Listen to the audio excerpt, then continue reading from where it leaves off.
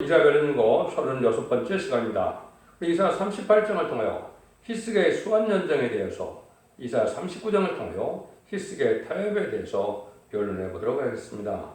본전 히스기야가 병들어 죽게 될 때 그는 다시 세상에 더 있지 못한다는 하나님의 말씀을 이사야를 통하여 알려올 적에 그는 낙심하지 않고 사명에 불타는 마음에서 내가 주 앞에 진실과 전심을 다하였으니 하나님이여 이 민족을 어찌하오리까 하는 눈물의 호소를 냈습니다. 이때 여호와께서 그 눈물을 보시고 기도 응답하셔서 수완 15년을 더 연장시켜 주께서 그 민족을 아수르 손에서 건지게 하였는데요. 하나님은 확실한 증거를 보여주면서 히스기야에게 새 용기를 주었으므로 그는 자기 사명을 다할 수 있게 된 것입니다. 이것은 말세에 아무리 의태한 질병이 온다 해도 사명에 불타는 말세 사명자들은 종의 몸에 건강을 줘서 들어쓰시는 것을 말씀하신 약속의 증거다, 이렇게 볼 수 있죠. 그래서 BC 720년에 북이스라엘이 망하고 이제 BC 580년에 남유다가 망했는데요. 이때 사적을 들어서 여러분들 말씀드린 것처럼 열왕기하에도 있고 역대하에도 있는 것이 이사야 성경에 있다는 사실은, 이거는 인간의 선진과의 한국에 이루어질 얘기한 것이다. 과거의 역사로만 끝난다면 이걸 이사야 성경에 넣을 필요가 없겠죠. 두 군데나 있으니까요. 이것은 이 시대 선진국가인 한국에 일어날 일이다, 이렇게 이제 보셔야 되고, 이 사명자는 인마인 10만 4천 명이 말세의 사명자인데, 이것은 이제 성공적인 종을 중심으로 성경을 썼기 때문에 13만 4천 명을 일으킨 선구적인 종을 중심으로 성경을 썼다, 이렇게 보시는 것이 맞는 겁니다. 이사 38장도 열왕기하 20장 1절 11절, 역대하 32장 34절에서 26절에 나와 있는 내용입니다. 그 1절에서 8절입니다. 그 즈음에 히스기야가 병들어 죽게 되니 아모스의 아들 선지자 이사야가 나와 그에게 이르되 여호와께서 이같이 말씀하시를 너는 네 집에 이혼하라. 네가 죽고 살지 못하리라 하셨나이다. 히스기야가 얼굴을 벽으로 향하고 여호와께 기도하여 가로되 여호와여 구하오니 내가 주의 앞에서 진실과 전심을 행하며 주의 목전에서 선행한 것을 주옵소서 하고 심히 통곡하니 이에 여호와의 말씀이 이사야에게 임하니라. 가라사대 너는 가서 히스기야에 이르기를 네 조상 다윗 하나님 여호와께서 이같이 말씀하시기를 내가 네 기도를 들었고 네 눈물을 보았노라. 내가 네 수원에 15년을 더하고 너와 이 성을 아수르 왕의 손에서 건져내겠고 내가 또 이 성을 보호하리라. 나 여호와가 말한 것을 네게 이를 증거로 이 징조를 네게 주리니 보라 아스의 일형편에 나갔던 해 그림자가 저를 뒤로 십두를 물러가게 하리라 하셨다 하라 하시더니 이에 일형편에 나갔던 해의 그림자가 십두를 물러가니라.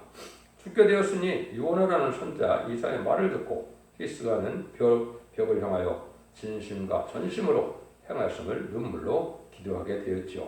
수완을 연장하여 10원을 연장해 주는데 연장해 주는 그런 징조로 징표로 일형배 해의 그림자가 뒤로 십두를 물러가는 징조를 주셨습니다. 사명자는 사명자를 살아가는 하나님의 성품이 잘 나타나셨죠.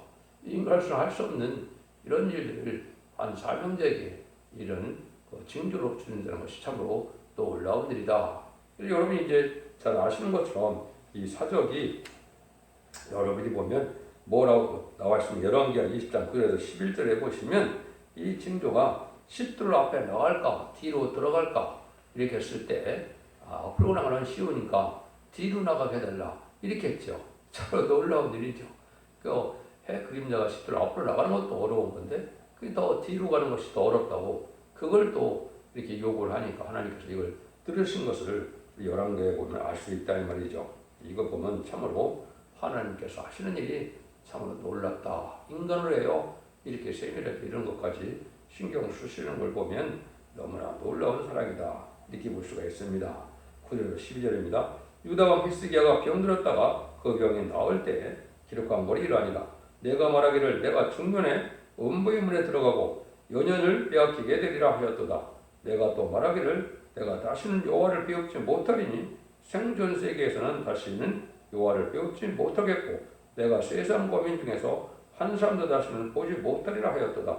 나의 거처는 목자의 장막을 거둔같이 나를 떠나 옮겼고 내가 내 생명을 막기를 직공이 뼈를 걷어 마름같이 하였도다. 주께서 나를 틀에서 끊으시리니 나의 영이 조석간에 마치리이다. 내가 아침까지 견디었사오니 주께서 사자같이 나의 모든 뼈를 꺾으시오니 나의 명이 조석간에 마치리이다. 나는 제비같이 헛같이 지적이며 비둘기같이 슬피 울며 나의 눈이 쇠하도록 앙망하나이다. 여호와여 내가 압제를 받사오니 나의 중보가 되옵소서. 주께서 내게 말씀하시기로 또 친히 이루셨사오니 내가 무슨 말씀을 하오리이까. 내 영혼의 고통을 인하여 내가 정신대로 가끈히 행하리이다. 주여 사람이 사는 것이 이에 있고 내 심령이 생명도 온전히 거기 있사오니 원컨대 나를 치료하시며 나를 살려주시옵소서.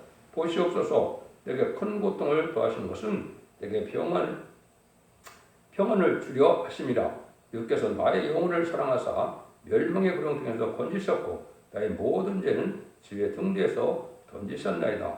음부가 주께 사라지 못하며 사망의 일을 찬양하지 못하며 구덩이에 들어간 자의 진실을 바라보지 못하되 오직 산자고 산자는 오늘날 내가 하는 것과 같이 주께 감사하며 주의 신실을 아비가 그 자녀에게 알게 하리이다. 여호와께서 나를 구원하시리니 우리가 정신대로 여호와의 전에서 수금으로 나의 노래를 노래하리로다. 이사야는 이르기를 한 뭉치 무화과를 취하여 정처에 붙이면 왕이 나으리라 하였고 히스기야도 말하기를 내가 여호와의 전에 올라가 징조가 무엇이뇨 하였더라. 히스기야가 울며 기도한 것이 자기 위해서 우는 것이 아니었죠. 민족을 위해서 사명계인 불타서 기도했다 이 말입니다. 지금도 멸공사상과 애국애적 사상이 강하면 하나님께서 이렇게 건강도 주시고 또 하나님께서 사명 감당할 수 있는 이러한 어떤 몸도 주시는 것을 우리가 알 수 있는 건데요. 하나님의 예정이지만은 개인 사명에는 연장시킬 수 있는 것이다 이렇게 볼 수 있고 사명에 불타서 기도하니까 건강에 축복이 온다는 것은 택한 자에게 어려움과 고통이 오는 것은 더 좋은 것을 주게 하긴 하는 사랑을 깨닫게 하는 일이다 이렇게 볼 수가 있죠. 그래서 택한 자에게는 모든 것이 이제 오히려 유익되게 하시는 하나님의 역사인 걸 우리가 알 수가 있다 이렇게 볼 수 있죠. 그래서 승성과 지시를 다하다 보니까 이령표에서 10도 뒤로 물러가는 일이 있었죠. 그래서 10도를 물러가면 이제는 36분의 1이 되니까 약 40분이 되겠죠. 그런데 여러분들이 여호수아 10장 11절에 10절에 보면 여호수아 아모리 족속과 싸우던 때 태양을 기브온에 거의 정을 들어 머무르게 했다 이렇게 말씀하셨죠. 이것이 23시간 20분으로 본다면 거의 종이 들어가 있으니까요. 역시 정확히 아까 이령표가 드러난 건가 하면 하루가 되죠. 이것을 이제 여러분들이 제가 적재에 써봤는데 이것이 이제 미국 나사에서 이제 그 연구를 하다가 없어진 하루가 이제는 찾게 되었다는 사실을 알게 되는데요. 역사적으로 세상에 하루가 없어진 것인데 성경에 이 두 가지 사적을 통하여 그것이 증명됐다. 그 사실 놀라운 일이죠. 또 그럴 수밖에 없겠죠. 성경에 거짓이 아니라면 그런 일이 있어야 되고 또 천체가 움직이는 것을 컴퓨터로 계산하니까 그런 일들이 확인이 됐다. 이렇게 보면 참 하나님께서 하시는 것이 너무 놀랍다. 이렇게 볼 수가 있습니다. 39장에서는 이제 히스기야가 이제는 병이 났다함을 듣고 사신으로부터 타협함으로 이제는 망하게 되는 일을 말해야죠. 이것은 인간 동안에 용공 협상하는 자들에게 이제 말세사랑자에게 주는 교훈이다. 불효와 이제는 악한 자가 타협하는 것은 이제 실패의 근본이 된다는 사실을 우리가 알아야 됩니다. 아무리 부족하고 우리가 미약하더라도 하나님만을 바라보면 하나님 역사에서 승리하게 하시는데 이제 이거는 불효한 자들을 용납하는 것은 실패의 근본이다. 이걸 알려준다 이 말이죠. 조금 말씀을 드리면 범정은 아무리 기도로서 승리한 용사일지라도 경솔이 모든 일을 자기 마음대로 타협했을 때 이것은 실패의 근본이 된다는 것을 가르친 교훈이다.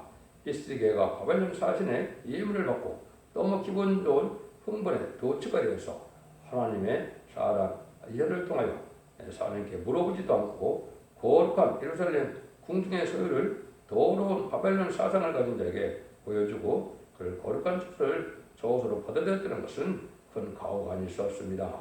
그러므로 하나님은 이스라엘을 통하여 말씀하시기를 바벨론 사신이 본 모든 소유가 바벨론으로 옮겨가리라 말씀했습니다. 얼마나 끔찍한 일이 벌어졌습니까? 이 일이 BC 586년에 이제는 바벨론에서 이제 남유다가 망했을 때 이런 일이 실제 일어나고 말았죠.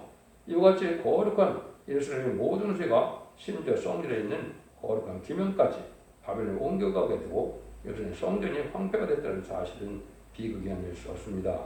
또한 예언대로 왕손 중에 포로가 되어 왕국의 황관이 된 사실도 있죠. 이거 심지어 여러분이 아시는 달리가 세 친구가 바로 여기에 해당이 되죠. 그래서 우리가 다수의 유익이 있고 우리가 그렇다 하더라도 이렇게 불의한 악의 세력이나 불의의 세력을 또 불의 사상을 용납하면 이게 지게 된다 이 말입니다. 마귀의 싸움은 사상의 싸움이기 때문에 진리의 싸움이고 사상의 싸움은 이 말씀 사명에게는 불의한 세력과 타협하는 것은 지는 일이다.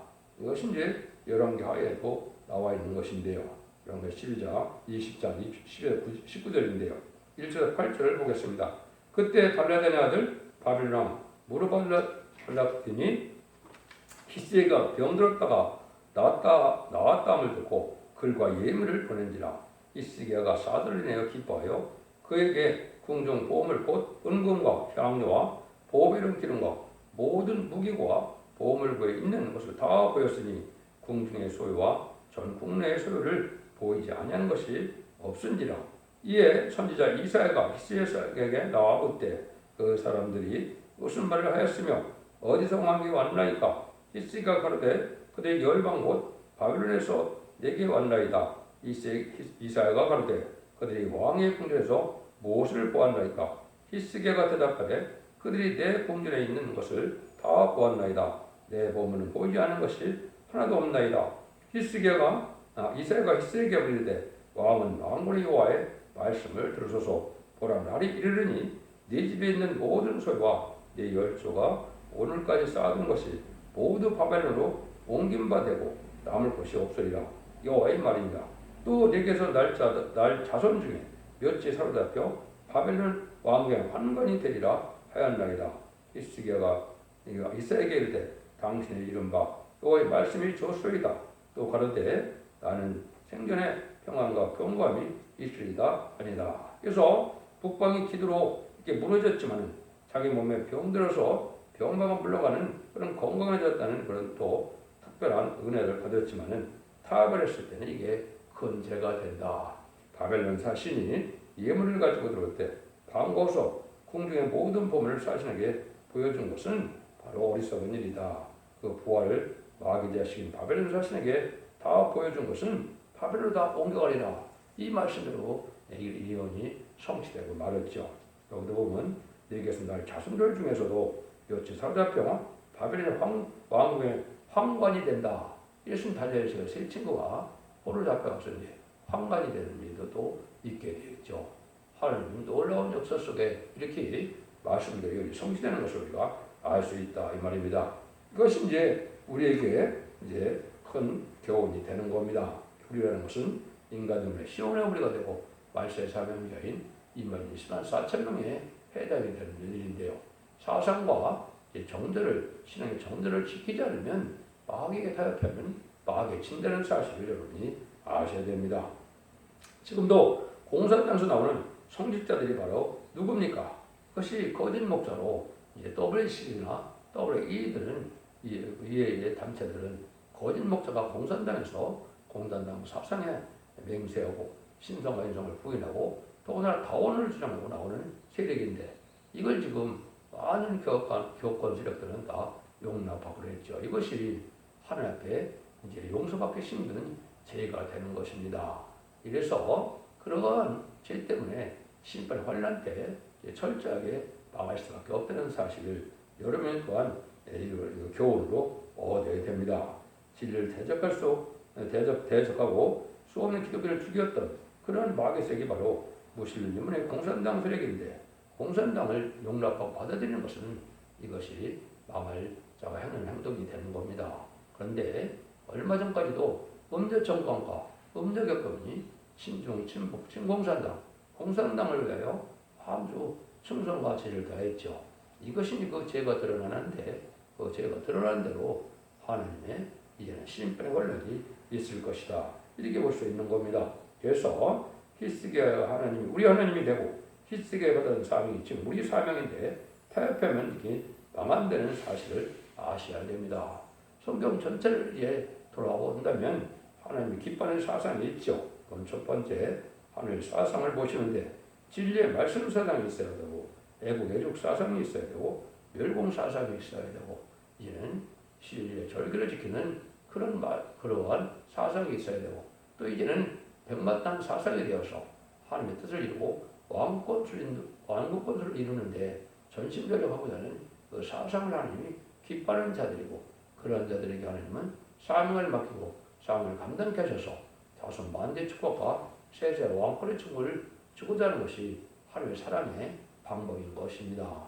여러분들 이런 일들 통해서 이 교훈을 잘 받아들이므로 이제는 음녀 정권과 음녀 교권에 속하지 마시고 이러한 타협하고 이제 협상하는 것은 심판의 대상자, 멸망의 대상자가 되고 결국은 짐승의 표를 받는 것과 똑같은 일이 벌어지고 맙니다. 그래서 용서 없는 심판을 받게 된다는 사실을 여러분이 명심하셔야 된다.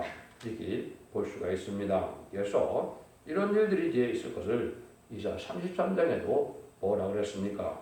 이제는 그 용사가 부르짖으며 평화의 사신들이 슬피 곡하며 대리고 항폐되어 평안이 끊치며 대지의 죄악을 파한다. 이런 말이 나오죠. 성읍을 파괴한다는 말이 나오는데 이거는 공산당과 협상하던 세력이 망하게 되고 그 지역에 아무 소용이 없게 될 것을 말씀하신 것이죠. 여러분들은 지금 그 사실을 잘 아시고 공산당을 우리가 용납하거나 그 사람을 받아들이고 기독교의 사랑이라는 것은 회개하는 자를 용서하는 것이 기독교의 사랑이지 죄를 그대로 가진 자, 악의 마음을 품은 자를 그대로 용납하는 것이 사랑이 아닌 겁니다. 공산당 지역에 이제 가난한 백성들을 우리가 떠오르는 사랑이라고 볼 수 있지만 공산당의 우두머리를 두어서 악의 세력을 번성케 하는 것은 큰 죄가 되는 겁니다. 회개하고 돌아온 자들을 용납하는 것은 70번, 하루에 7번씩, 7번이라도 용서하라 그랬지만은 회개차는 자를 용서하는 말은 없으신 겁니다. 여러분들은 이 사상을 잘 아시고 이 말씀을 통하여 이제는 진리를 잘 분별하시고 이 시대에는 이제 육정고세 시대가고 최근 별성자는 말씀의 복음의 시대고 영원한 복음이라고 계시록 6절에 있는 것처럼 죽정고 세세하고 죽정고 별성자는 아름다운 소식을 전할 때문에 알고 이제는 영원으로 이제 기독교의 2000년의 끝을 맺는 것이 아니고 영원권의 공로 현대자분들을 대별해서 죽음이 없는 새 시대 에덴 영혼의 축복을 받게 되는 것이 이 시대의 참된 복음을 여러분들이 잘 분별하셔서 자손 만대의 축복을 이루는 복된 종들과 성도님들 다 되시기를 예수님으로 간절히 축원드립니다. 아멘.